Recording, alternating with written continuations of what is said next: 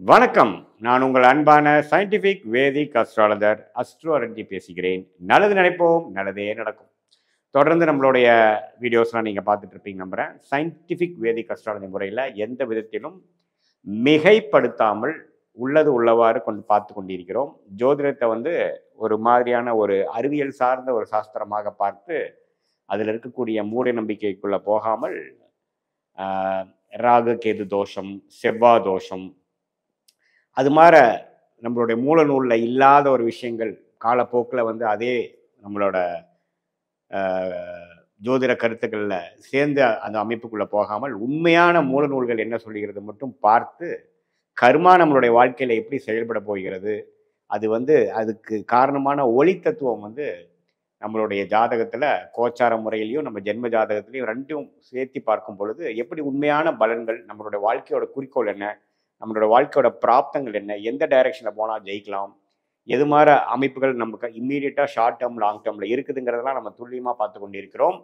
அந்த வகையில் இந்த வீடியோவில் கன்னி ராசிக்கு ஜூலை 2025 எத்தகைய ஒரு மாதமாக இருக்க போகுதுன்னு பார்க்க போகிறோம். அதுக்கு ஃபஸ்ட் டைம் நீங்கள் நம்ம சேனலுக்கு வரவங்க மறக்காமல் சப்ஸ்கிரைப் பண்ணுங்கள். ஸோ தட் தொடர்ந்து நம்மளோட வீடியோஸ் உங்களை அடைந்து அது மூலமாக நீங்கள் பலன் பெறலாம்.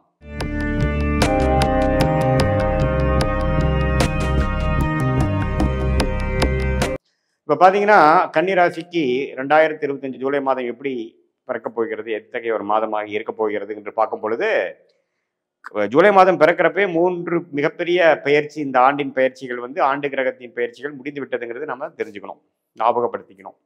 மே 14ஆம் தேதி குரு திசையும் ராகு கேது திசைகள் மே 19ஆம் தேதியும், சனி பயிற்சி மார்ச் 29ஆம் தேதியே முடிந்து கடந்த 2 மாதம் 3 மாதத்திலேயே சில பயிற்சிகள் நடந்து வருதுனால இப்போ ஜூன் மாதம் வரும் பொழுது கன்னி ராசிக்கு பார்த்தீங்கன்னா ராசிக்குள்ள ராசிக்குள்ள கேது இல்லாமல் விலகி இருக்கிறார். அது ரொம்ப நல்ல விஷயம். 7ஆம் இடத்துல ராகு 6ஆம் இடத்துக்கு போகிறது அருமையான விஷயம். கன்னி ராசியில் குழப்பங்கள் முடிகிறது. கடந்த ஒரு 15 நாட்களாகவே குழப்பங்கள் படிப்படியாக நீங்கி வந்திருக்கிறார்கள். கன்னிராசிக்காரர்கள் ஃபியூச்சரில் என்ன பண்ணலாம், எது பண்ணக்கூடாது, இதுவரை நம்மளுடைய பழக்க வழக்கங்களில் ஒரு விதமான ஒரு கருத்து வேறுபாடுகள், இணக்கம் இல்லாத சூழ்நிலை, நம்மளுடைய நண்பர்கள், நம்மளுடைய அன்றாட வாழ்க்கையில் மீட் பண்ணுறவங்களோட சில பிரச்சனைகள், கொலீக்ஸ், வீட்டில் இருக்கக்கூடிய நபர்கள், அது மாதிரி விஷயத்துல எல்லாம் கொஞ்சம் பிரச்சனை கொடுத்துட்டு இருந்த ராகு கேது இப்போ ராசி விட்டு விலகுறது ஒரு அருமையான விஷயம். அடுத்த ஆண்டு கிரகமாகிய குரு பார்த்தீங்கன்னா 9ஆம் இடத்துலேருந்து ராசியை பார்த்துட்டு இருந்தது இப்போ 10ஆம் இடத்துக்கு போய் 4ஆம் இடத்தையும் 2ஆம் இடத்தையும் 6ஆம் இடத்தையும் பார்ப்பது அடுத்த கட்ட வாழ்க்கையில் ஜெயிக்கக்கூடிய இடம், வீடு, வண்டி, வாகனம், தாயார், கடன், அபிவிருத்திக்காக கடன், வருமானம், இது மாதிரி குடும்பம் அமைதல், அது மாதிரி விஷயங்களை கொடுத்து அடுத்த ஒரு வாழ்க்கையில் பர்சனலாகவும் ப்ரொஃபஷ்னலாகவும் அடுத்த கட்ட நடவடிக்கைக்கு அடுத்த கட்ட அமைப்புக்கு போகக்கூடிய ஒரு உத்வேகத்தை கொடுக்கக்கூடிய ஒரு கால அமைப்பை கொடுக்கக்கூடிய அமைப்பு ஸ்டார்ட் ஆயிடுச்சு. அதே சமயத்தில் சனி 7ஆம் இடத்துக்கு போய் கண்டக சனியாக, அதாவது ராசியை நேராக சனி பார்க்குறார். இதுவரை 6ஆம் இடத்துல இருந்த சனி ராசியை பார்க்கும் பொழுது நம்பவே வேலைகள் அதிகமாக செய்கிறது, இதுவரை தள்ளி போட்டிருந்த விஷயங்கள்லாம் இறங்கி செய்கிறது, பங்குதாரர்கள் விஷயங்கள், நண்பர்கள் விஷயங்கள், வீட்டில் இருக்கக்கூடிய ஹஸ்பண்ட் ஒய்ஃப் ரிலேஷன்ஷிப்பில் சில விஷயங்கள் நடக்கிறது, இன்னும் கொஞ்சம் ஆக்டிவாக சிலது பண்ணுறது, அது மாதிரி விஷயங்கள்லாம் கொடுக்க போகிறது. ஸோ 7ஆம் இடம் வேலை செய்ய நிறைய பேர்த்த மீட் பண்ண போகிறீங்க, நிறையா நியூ அசோசியேஷன் ஆக போகுது, நிறையா பிஸ்னஸ்ஸு அது மாதிரி இருக்கிறவங்களாம் நிறையா பேர்த்த மீட் பண்ணி அது மூலமாக நிறையா கான்ட்ராக்ட்ஸு, சில கான்டாக்ட்ஸு அதெல்லாம் கிடைக்க போகக்கூடிய அமைப்பு தான் சனி 7ஆம் இடத்துக்கு வர்றது. ஸோ இத்தகைய அமைப்பு தான் பார்த்தீங்கன்னா கன்னிராசிக்கு ஆண்டு கிரகத்தின் அமைப்பு காட்டுது. இப்போ மாத கிரகத்தின் அமைப்பு எப்படி இருக்குன்னு பார்த்தா, ராசி அதிபதியாகிய புதனே பார்த்தீங்கன்னா ரிஷபத்திலேயே இருக்கிறது அருமை. ஸோ ராசி அதிபதி நட்பு வீட்டில் இருந்து 9ஆம் வீட்டில் பாகிஸ்தானத்தில் இருக்கிறது நல்ல ஒரு கிளாரிட்டி கொடுக்கறதுக்கு இன்னுமே மேலும் வலுப்படுத்துகிறது.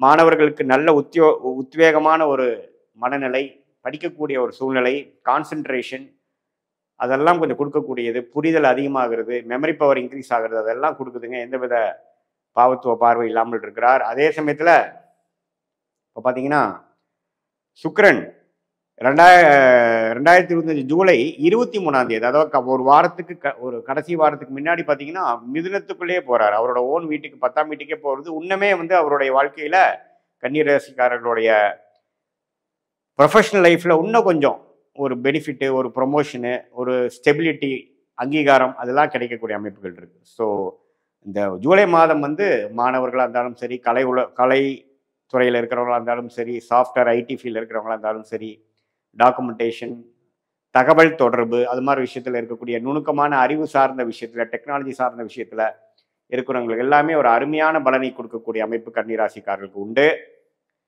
அதே சமயத்தில் சூரியன் பார்த்தீங்கன்னா 10ஆம் இடத்துலேயே இருக்கிறது கன்னிராசிக்கு வந்து ஒரு மேன்மையான ஒரு அமைப்பு கொடுக்குது, ப்ரொமோஷன் கொடுக்குது. அது சூரிய குருவோட சேர்ந்திருக்கிறார். ஒரு ஒரு தலைமை பொசிஷன் கிடைக்கிறது, அரசியலில் இருக்கிறவங்களுக்கு ஒரு ஒரு நல்ல அமைப்பு கிடைக்கிறது, கான்டாக்ட் கிடைக்கிறது, ஒரு பொசிஷன் கிடைக்கிறது, வெற்றி கிடைக்கிறது, ஒரு ஹெட் ஆஃப் த டிபார்ட்மெண்ட்டுங்கிற மாதிரி விஷயங்கள் வந்து கம்பெனி கார்ப்பரேட் லைஃப்ல இருக்கிறவங்களுக்கு கிடைக்கிறது.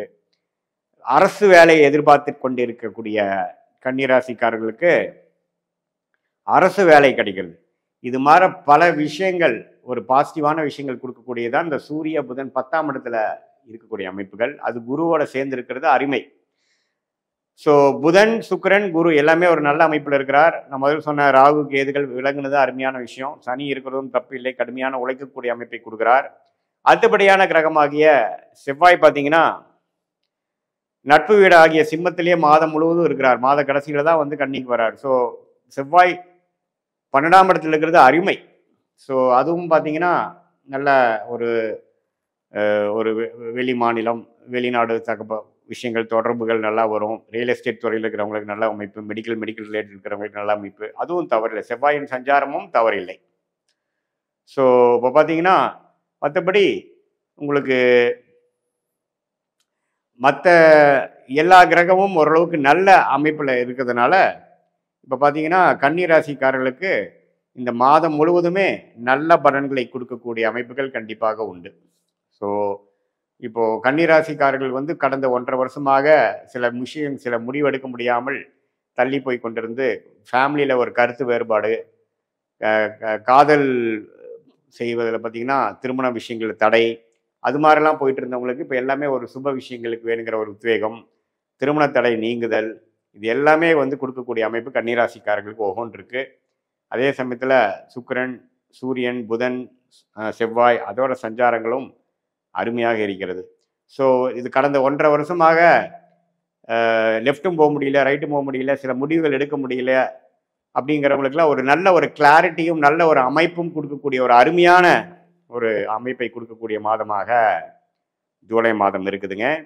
இது வந்து ஒரு பொதுவான ஒரு பலன் தான் ஒழிய உங்களுடைய ஜென்ம ஜாதகத்தில் நீங்கள் எந்த லக்னத்தில் பிறந்திருக்கீங்க, அந்த லக்னாதிபதி எப்படி இருக்கிறார், எந்த தசாபுக்திகள் போய்கொண்டு இருக்கிறது, அந்த தசநாதன் முக்திநாதனும் நாம் சொன்ன இப்போ கோச்சாரத்தில் எப்படி இருக்கிறார், அதெல்லாம் சேர்த்து வைத்து நம்ம பார்க்கும் பொழுது முழுசாக நம்மளுடைய பலன்கள் எப்படி இருக்க போகுது, அடுத்த ஷார்ட் டேர்ம் எப்படி, லாங் டேர்ம் எப்படி இருக்க போகுது, நீங்கள் வெற்றி அடைய போகிறீங்களா, எந்த டைரக்ஷனில் போகலாம், எந்த நேரத்தில் எது முடிவு எடுக்கலாம் அப்படிங்கிறது சயின்டிஃபிக் வேதிக் அஸ்ட்ராலஜி முறையில் அருமையாக நம்ம எடுத்து அது மூலமாக வாழ்க்கையில் வெற்றி பெற்று பலன் அடைய முடியுங்கிறது நான் கேட்டுக்கிறேன். இது ஒரு பொதுவான பலன் தான். மீண்டும் மற்றொரு காணொலியில் சந்திப்போம். நன்றி, வணக்கம்.